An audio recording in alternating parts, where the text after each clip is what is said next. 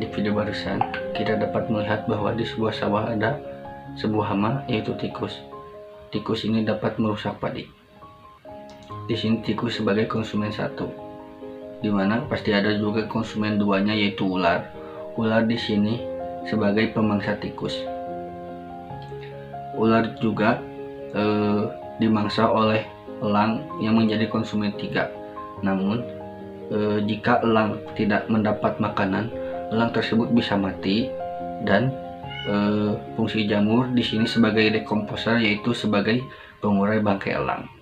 Di sawah satu, seorang petani melakukan penyemprotan pestisida yang membuat hama-hama seperti tikus berpindah ke sawah yang lainnya, membuat di sawah yang lainnya terdapat banyak tikus.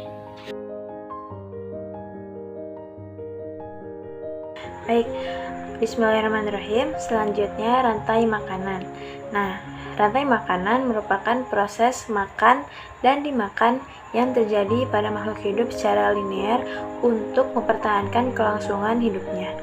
Nah, rantai makanan juga bisa diartikan sebagai tingkatan atau urutan makan dan dimakan antara makhluk hidup.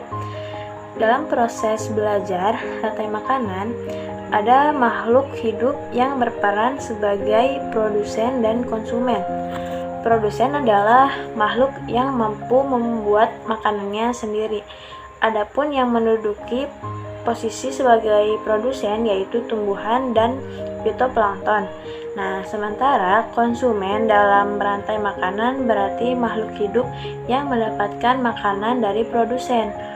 Nah, konsumen tidak dapat mengolah makanannya sendiri.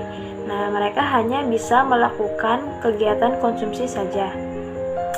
Selanjutnya di sini kelompok saya mengambil contoh rantai makanan yang ada di sawah, yang mana padi merupakan produsen, tikus merupakan konsumen satu, ular merupakan konsumen dua, elang sebagai predator, dan jamur sebagai dekomposer atau pengurai. Apabila elang mati, yang mana nanti bangkai elang tersebut akan dijadikan sebagai pupuk untuk tanaman.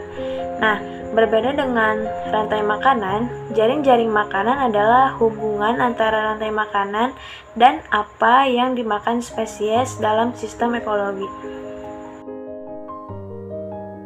Di video sebelumnya, rekan saya telah menjelaskan mengenai apa pengertian dari rantai makanan.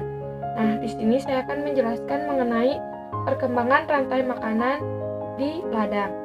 Ceritanya di sini ada ladang 1 dan ladang 2. Nah, di ladang 1 ini misalnya terjadinya hilangnya tikus. Nah, dengan hilangnya tikus sebagai konsumen 1, maka otomatis ular dan elang pun ikut hilang. Dan dengan hilangnya tikus sebagai konsumen 1 di ladang 1, maka di ladang 2 akan terdapat lebih banyak hama.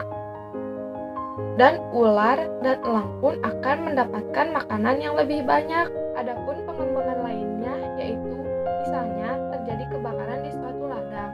Nah, kalau misalnya ladangnya kebakaran, otomatis padi-padi pun akan hangus dan tikus-tikus pun tidak akan datang ke ladang tersebut.